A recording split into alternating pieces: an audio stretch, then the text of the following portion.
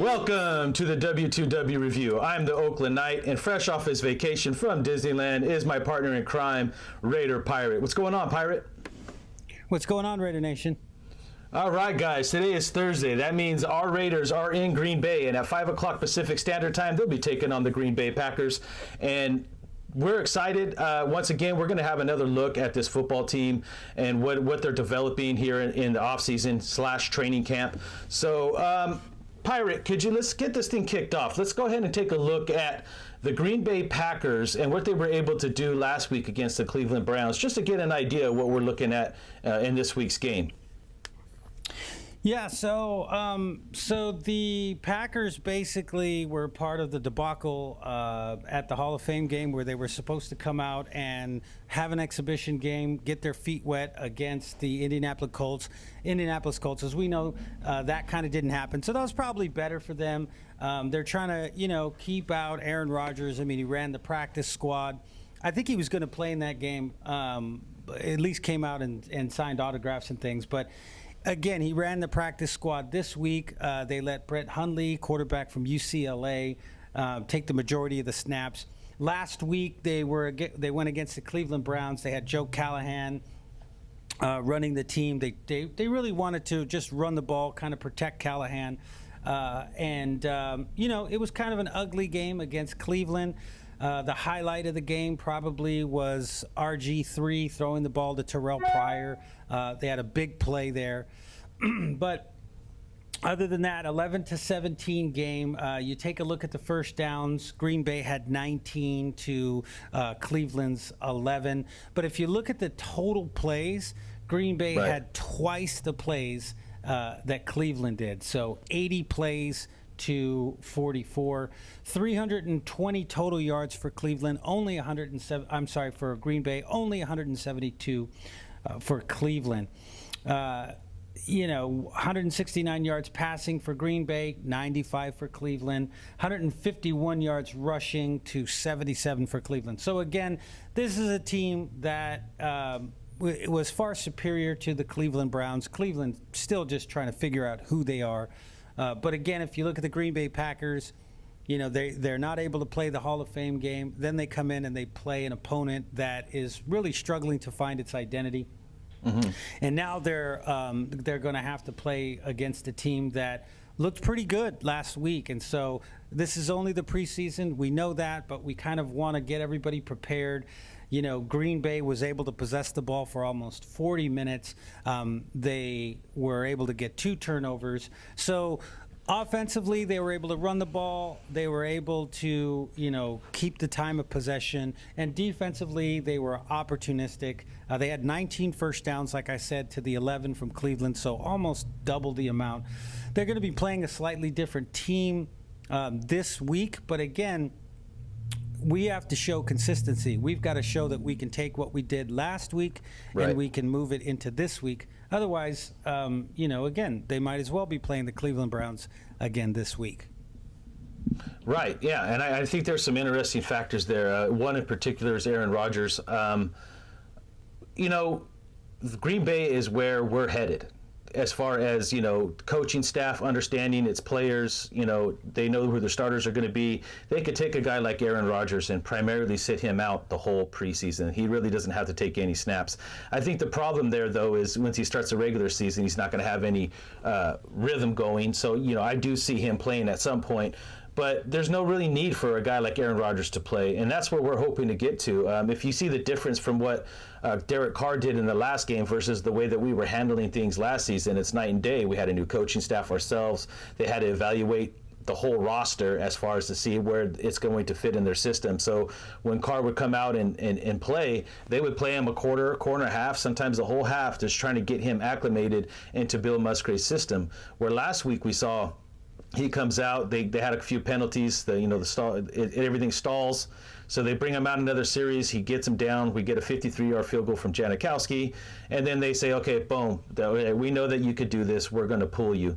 So that's interesting to me when I look at this team. So if you see Carr play more than 2 series tonight, then maybe you start saying to yourself, okay, maybe there's something going on here. We don't know. But I'm not worried about it like some of the other people are. I believe that Carr is just fine. But there was some things that was standing out, and it's something in particular that me and you were talking about in a production meeting, and I think that you described it beautifully. So I think we're going to take the opportunity for you to go ahead and get into what you saw with Derek Carr and Amari Cooper, because I think you explained it fantastically, and I want you to share it with the Raider Nation. So what are your thoughts on Carr and Coop? Well, yeah, I mean, watching some of the game film, the last 6 games from last year, and then the Pro Bowl, I was looking at who Derek was targeting and when he was throwing to them, when they were covered, when they weren't covered, the types of throws and the chemistry that he had. And if you look at the chemistry that he's got with Michael Crabtree, it's so much more consistent and I think stronger than the chemistry that he has with Amari Cooper. If you look at him throwing the ball to most of the other receivers, he generally is getting the ball in the right place, hitting them when they can take advantage. They can stretch out their arms, grab the ball, continue running. But he just didn't have that connection with Cooper. Outside of the San Diego throw, which was a really nice throw, a lot of his throws are, high and outside or low to the ground. Mm-hmm. And then I watched the Pro Bowl game, and he had a lot more chemistry with guys like T.Y. Hilton, guys that he had just met the week before, and yet was able to connect with, hit in stride and throw the deep ball, drop the ball right into the basket like he does with Crabtree. And then I watched this game. I just got to watch it, recorded it on Tuesday night, and I just got to watch it last night. And I was just watching. He's throwing the ball just a little bit too early. He had time. The pocket was clean. Both of the throws that he made to Cooper that he couldn't connect on, the one out of bounds and the one that he overthrew, both of those, he had the time. The pocket was there. He just needed to set up in the pocket. Now, I don't think this is an Amari Cooper problem, and I don't think it's a Derek Carr problem per se. I think it is a pressure problem of this is the guy. He's the future. He's a game changer. If you can get him the ball and you put it in his hands, he can score from anywhere on the field. Again, we saw that in a few different games last year. I think there's a lot of pressure that comes with that. When he's getting the ball out to Crabtree, when he's getting the ball to Holmes, when he's getting, some of these incredible throws with incredible touch. It's like you said, he's just playing football. He's dropping back. He's just playing football. But I think when it comes to, hey, we need a play, we got to get it into Amari Cooper. If Amari Cooper gets it, he's going to take it to the house. We're in this game. I think there's just a lot of pressure there, and it's something that's just going to have to develop. So if it's a mental thing, that's great because it means that they can work through it. Right. They can move the offense. And those are the types of things that you're going to be doing here in the preseason as opposed to doing in the regular season. Now, again, this is just my observation. This isn't something I've read or something I talked to other people about or circles of people are talking about it. I just went back, I looked at those games, and I thought, wow, isn't it kind of strange that he is forcing the ball in here, that it just seems like he is under a lot of pressure as well. Derek Carr is under a lot of pressure as well because he understands how dynamic Amari Cooper really can be. No, and I think I liked your analogy on it. That's why I wanted you to talk about it because I've always said that this game is mostly mental. They already have the physical gift. That's why they already made it this far. So at this point, it's just about finding that rhythm, getting into that place during the game where it's all about just the rhythm of the game and just playing football, not overthinking anything. Just, like you see with Carr and Crabtree, he just drops back, he lets it rip, boom, plays happen. And that's happened from day one because I don't think he ever felt that Crabtree was coming here to be the man. And when they brought in Coop, it makes sense to say, trust me, guys, these guys always say they try to stay away from social media. But, I mean, social media has blown up so much. These guys hearing what's going on. They know about the AC/DC connection. They know that everybody's talking about Amari Cooper and his skill set and Carr and his future. So, like last week when Carr goes up to the line, he looks over to his left, and there's Cooper one-on-one. I mean, I'm more like just going off when none of this is factual, where this is just our opinions that we're talking about here. But there's probably just that level of like anxiety that creeps up in Carr, like, okay, he's got the one-on-one. I know this guy's going to beat him. I'm going to try to anticipate the ball, hit him in stride. And if you look at the play too, if he would have just, like you said, just held onto the ball, I mean, a second longer, Cooper was separating, so he could have just beelined it right to him, and it would have been a touchdown. So, this is what preseason's for. Let the game go, get rhythm going and build that chemistry. And it's obvious that, these two definitely need to continue to work on that chemistry. And I don't think it's so much, timing as it is patience and understanding that, hey, just play the game and all of it's going to work out the way that Carr threw it to T.Y. Hilton in the Pro Bowl. That's going to work itself out. Okay, now moving forward, what does this mean since we're on the offense? Let's take this last part of this segment to talk about, some of these other guys we're going to be keeping an eye on, like what are we expecting from GA3 tonight after his big performance? Or what about a DeAndre Washington, John Feliciano, Cook, McGloin? What are some of your thoughts on the offense and maybe what we should be looking for and who we should be looking for tonight? Well, for me, like I said, week one to me is really just kind of seeing who can play, seeing who the game is too big for, who the game is not too big for. When you're looking at groupings, who fits into where, who was on their assignments, where were the mistakes being made. You're really just looking at a bunch of individuals trying to figure out can they do what it is that you're asking them to do. For in groups in general. So again, it's kind of a weird way of looking at individuals and group structures. Right. Now what we're looking for is can the guys that we saw, can the guys that the game wasn't too big for, can they have some consistency? And that's going to be a big thing all year long. Can we consistently put things together? So Correct. Again, as we talked about before, the preseason may mean one thing to the Arizona Cardinals, another to the Baltimore Ravens, and something totally different to the New England Patriots, right? Everybody's looking for different things, but Yep. Generally speaking, what they're trying to find out in the first game is, can some of these guys that have never been in uniform before, can they do what they've been doing, either what we saw them do in college or what we've asked them to do in our system here? And for us now, it's about can the guys that did things last week repeat those things? And there's Correct. a little bit of mixing and matching. Again, I watched Olawale come in after Latavius Murray last week. It'll be interesting to see, do they come in, do they start Latavius Murray, do they then go to Olawale again to see whether or not he can produce? And then what happens? Do they go Washington? Do they go George Atkinson like we talked about? Do you start moving pieces around, or do you say, let's just, from a team perspective, see if we can consistently keep throwing guys at them and consistently have the type of depth from these players. Let's keep them in their positions. Let's make a big decision next week when we start game planning. But for right now, let's just do a continuation of week number one. But let's see if we can consistently do the same types of things. Can we consistently get pressure? Can we consistently get our blocks, free guys up? Can we get down the field? Can we create a little bit more chemistry between the wide receiver and the quarterback? Things of that nature. So those are the things that I would be looking for more so than any particular, types of impact from players and things. No, absolutely. I'm gonna agree with you on that. And this is where we really see, because there's a few different levels that the coaching staff looks at, right? They're gonna look at how you're handling yourself in meeting rooms. Then they want to see how you're handling yourself on the practice field, what kind of plays you're making, how you're lining up inside their system. And then obviously the big picture, which is, these preseason games, how you taking it to the field when the lights are on and against an opponent that is not wearing a red jersey or, that you can go full force at. And I think last week on offense, we saw a few players rise to the top. I mean, I think Connor Cook looked good at times, and Washington and GA3. So these are three guys that, that we need to keep an eye on and see where they shift and see if they give him more opportunity, especially early on in the first half. So Washington got some looks early. I think maybe GA3 is going to I think he's earned that right to kind of say, okay, man, that was pretty impressive, man. So let me place you here and see what you could do behind this or against these guys.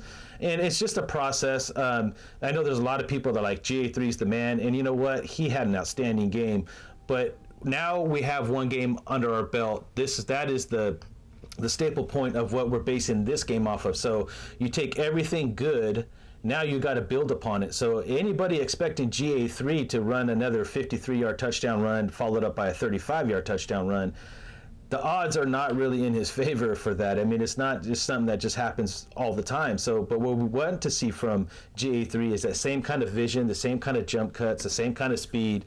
We want to see his yards per carry up. And if he can do that, regardless of where he plays, then yeah, look for GA3 to get an early spot, against Tennessee in week 3. The same with Washington, the same with all these guys. Now, the quarterback one's a little different, but from a preseason perspective, I think that we have a lot more to look forward to our offense, especially early on in this game, as far as being able to evaluate them, because I like the Green Bay's defense, and we're going to talk defense after the break, but I like their defense, so I think that we'll get the matchups we're looking for to test these guys. It's going to be different after the break when we start talking about our defense going up against a team without Aaron Rodgers, but I think offensively this is going to be another good test, another good way for us to really start evaluating some of these guys that we're expecting to do big things, and especially in that running back position, because it's something that we've lacked over the last few years, and that we need to get back to running the football. So for me, I want to keep a close eye on the running game. I want to make sure that we're continuing to move forward in it. And it's looking like after week 1 that we have some really good talent in the running backs. So I want to see that continue to develop, consistency, we grow. I want to see Carr put together a nice early drive. I want to see McGloin put together a drive and build off what they did last year. The measuring stick has been set. Now they have to improve on it. So your final thoughts before we head into break, partner? No final thoughts on that. All right. Okay, so when we come back, we're going to take a look at our defense and going up against that Green Bay offense. So stay tuned. Carpets is celebrating the holidays with a huge inventory clearance sale. We have the best prices and guaranteed installation. Why would you buy anywhere else? Whether you're looking for laminate, vinyl, carpet, tile, or wood, we have it all. Save up to 50% on selected items. Room-size rugs, only $69. Visit Carpets at one of our 6 Bay Area locations or call us at 1-800-355-4MMM. Welcome back to the W2W Review. Today we're looking at the preseason matchup versus our Oakland Raiders going into Green Bay facing the Packers. All right, Pirates, so now let's go ahead and start taking a look more closely at our defense going up against this Packer offense. We had a lot of great stars emerge, and it looks like they're going to get a little bit more opportunity in this game. Unfortunately, there'll be no Aaron Rodgers, but what are some of your thoughts early on as we look into our defense going up against the Packers? Well, this is still going to be a really, really good challenge. I watched Brett Hundley at UCLA, and anybody that watched Brett Hundley, I mean, he was raw, but, here's a guy that left the University of California, Los Angeles as its passing leader, almost 10,000 yards over 3 seasons. He had 3,000 yards each season, but this is a guy that can run with the ball. I mean, if somebody's not open, I mean, he can just take it and run with it. He had almost 1,750 yards rushing at UCLA, had a total of 30 touchdowns while he was at UCLA rushing the ball. 75 passing touchdowns. So again, this is a guy that when he came out, there were a lot of question marks about him. But all this guy did at UCLA when I was watching him was, win football games. So again, then when you look at the guys that are backing him up, you've got another couple of runners there in Green Bay that can get outside the pocket. So we're going to be seeing a team here that can both, throw the ball through the air, and they have quarterbacks that can scramble and get outside of the pocket. So the containment is going to be big. How do we contain the outsides to prevent these guys? Can we crush the pocket so that they can't run through the middle on some of these quarterback draw type plays? Not the designed ones, but something broke down and okay, my second read is done. But oh look, there's a big hole there. I'll run through it. A guy like Hundley is extremely explosive when it comes to something like that. But like I said, they've got a couple of quarterbacks on this roster, including Aaron Rodgers, that can do that. They can get outside of the pocket. So again, defensively, this is going to be a challenge for us at the perimeters. Can we hold the edge? And then can we create pressure from the middle of the field to prevent these guys really from getting away? And then you've got the business decision. Eddie Lacy, 245 pounds, whatever it is. I know he, or 35 pounds. He ballooned up to 260 last season. He had some problems with, being overweight and then being out of a couple of games with some injuries in his ankle and his foot, and then he missed a curfew. So he didn't have that big of a season last year, only 700 something yards. But they're saying he's slimmed down. This guy is ready to go. And I think, what's the best thing that you can do when you're trying to put a quarterback in there to have success? And we talked about this earlier in the production meeting. You said, well, what Connor Cook was able to do as opposed to Derek Carr didn't really have a running game. Right. Connor Cook had a fantastic running game. Therefore, you're able to do more things, right? Opens up the whole Same field. thing Yep. here. What do? You stick Eddie Lacy in there. You have him just pound the ball. This is a guy, 235 pounds, runs a 4.4. I think that's going to be the stress on this defense. Can this defensive line and these linebackers come up and stop Eddie Lacy? Yeah, and I think that's what makes me most excited about this matchup is the fact that, unlike last week where we saw, we expected more from the Cardinals, but once again, it was the first preseason game.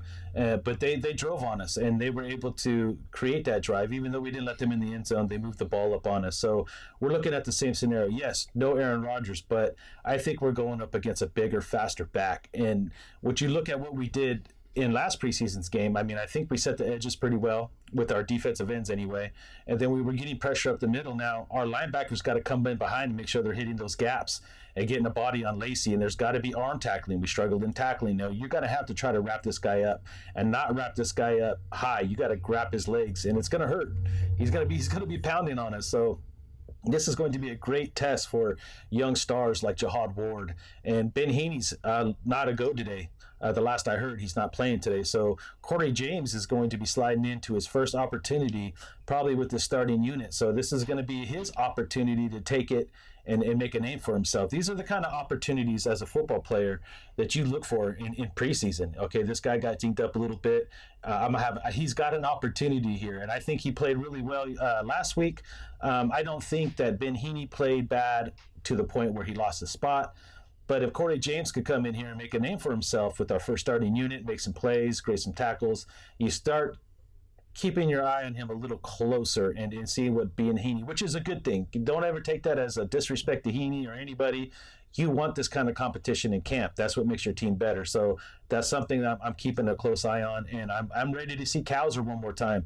I want to see if Cowser can build upon what he did, and what a great opportunity against a prolific offense of the Green Bay Packers at all levels. It doesn't matter who's playing quarterback. Their system works. Their scheme works. They've done a great job over the years finding pieces like we're trying to do that our system fits. So this offense is going to be pretty rhythmic. So we got to be able to match it step for step. So, look at our corners. Our defense is going to be put to the test. I'm excited to see how we raise the bar from last week. Your thoughts, partner?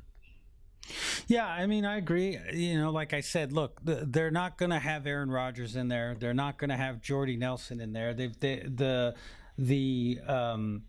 Packers have a number of different injuries. Randall Cobb may not play. Right. So they're dealing with a lot of injuries themselves in terms of Janis. I think one of their receivers also is having some wrist problems. So, again, we're not going to be facing the number one quarterback and the receivers. When we looked at this preseason schedule and you said, wow, okay, they're going to come out against the Cardinals, then they're going to play against the Packers, then they've got Tennessee, and then it's into, Seattle. But again, the Seattle game will be absolutely meaningless. It looks like this game, really, we're just going to be looking at how we work on our run. Again, don't get me wrong. I watched Hundley play. The guy has skills to be able to play this game. If you don't corral this guy, he can hurt you. You know. But again, this is going to be a depth type of position. How are they going up against some of our second and third team cornerbacks and things of that nature. So I think the big thing is going to be stopping the big boy, making sure, we invested a lot in rebuilding this defensive line. This is where it comes into dividends. This is where it pays dividends. These guys have got to get out there. They've got to shut this running game down. I mean, it's perfect, right? They don't really have a lot that they can do outside of running to the outsides and maybe throwing some short passes and things. I don't think Hundley's going to really challenge this first team defense, right? No, so not at all. Again, they're really set up to have to get in there and do what it is that they were brought in to do, which is to be stout against the run, to fight in the trenches, and to be able to go and get the passer. No, yeah, and I think that you brought up another key point is, and now that I'm thinking about it, I don't want it to water down what we're looking at tonight, but we could literally take the approach of lining up our box, filling up our box, and just attacking the run and work on our run defense. But I don't want that to be the only primary focus. I want the cornerbacks to get involved. I want them to come up and make some tackles. I know Emerson missed a couple last week, so I'd like to see him rebound, because it's funny how you could watch TV or listen and read blogs on Facebook or wherever you go, and you always hear that saying, well, it's only preseason, it doesn't matter. But then at the same time, a lot of those same people even that say that, they will come out and they'll call guys like Emerson out, saying that, oh, look, we paid him too early, or, or they start judging Carr right off the top off of 2 series. And it's funny. So if it doesn't matter, then it doesn't matter. But as a team, it does. And some of the guys that we need to look for are Cowser, Calhoun, Corey James, Ward. I want to see Carlos Joseph get a little bit more action. I know they're protecting him too with his knee. So there's a ton of stuff we could look at, a ton of stuff we can keep an eye on. Another guy too to keep an eye on, because we're talking a lot about Lacey. This Green Bay Packers still has Rashad Jennings, and we're familiar with Rashad Jennings. He's a very big, powerful, hard runner himself who's got some speed. He could do a lot of different things. So this defense will be testing the run all game long. Yeah, and also they're defensively they're able to pressure us and do some different things. So I didn't mean to say that we're just going to be focusing on the run. My point more so is this is really set up to take a look at this defensive line right now. No, exactly. If Aaron Rodgers is in there and Randall Cobb and Jordy Nelson and Janice and all these guys are 100% healthy, and you've got this punishing running game, you're going to play that game a little bit differently than you would if you've got Brett Hundley or a rookie quarterback coming in there. You're going to try to protect him. So you're going to get a lot more. You're going to get guys trying to push off on you, guys trying to physically dominate you. And it sets up really well for this defensive line that's kind of coming together. This is a big-time team. Even though their stars aren't playing, you see the outfit, you know that you got to get out there and you got to make some plays, right? So I think, in my opinion, it just sets itself up perfectly to where you get a game where you could develop an identity. Okay, sure. You take a look at the Green Bay game against the Browns. 3 safeties. I mean, come on, that they were not challenged very much, right? Green Bay basically went in there. And they got 3 safeties, That's crazy. This was a game where they played against a team that, was able to do one good thing. That was the highlight, first play of the game, and then, nothing else. I think we're going to continue to throw waves at this football team. I think we're in a position right now where we're going to have to evaluate a lot of different players, like we talked about, in a lot of different position groups. And this gives us a good opportunity offensively to do those types of things.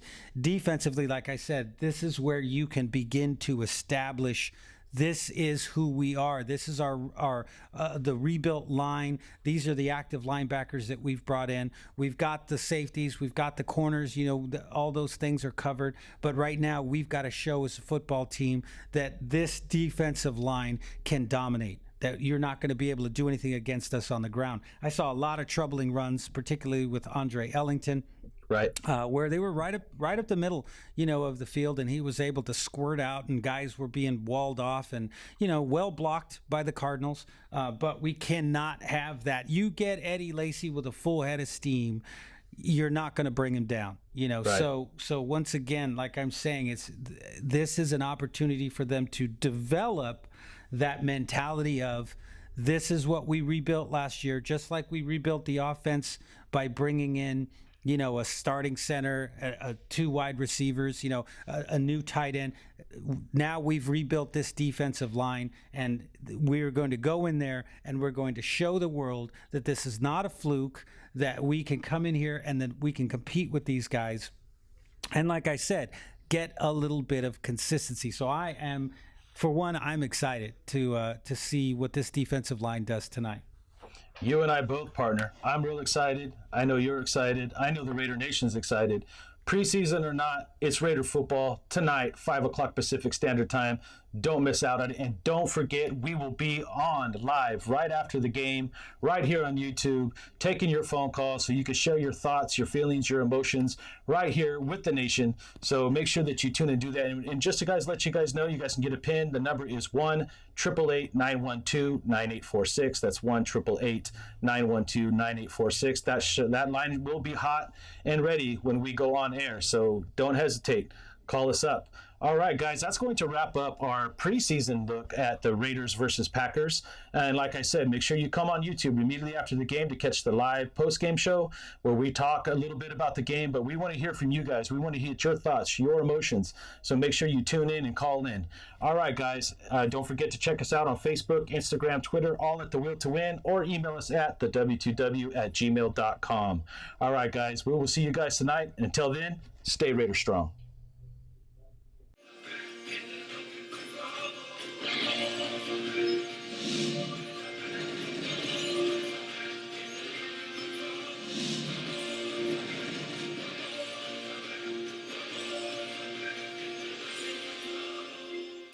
Hey there, I'm Jason Smith, also known as the Oakland Knight. We'd like to thank you for watching the Will to Win broadcast here on YouTube. And if you would like to stay up to date for more content like this, go ahead and hit the subscribe button down below. Or you could click any one of the videos on the side to watch more great videos. Thank you once again, and stay Raider strong.